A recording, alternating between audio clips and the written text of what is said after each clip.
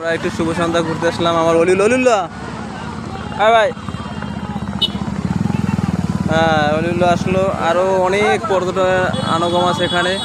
আমরা সবাই মিলে ঘুরতে আসলাম। ই তো মাইয়ার ভোলা, ওরে আল্লাহ, এত ঘুরাঘুরা মাইয়ে ভোলা কেমনে যে আইসে, অগো কি বাপ মা নাই, অগো আল্লাহ কেমনে পয়দা করছে বুঝি না।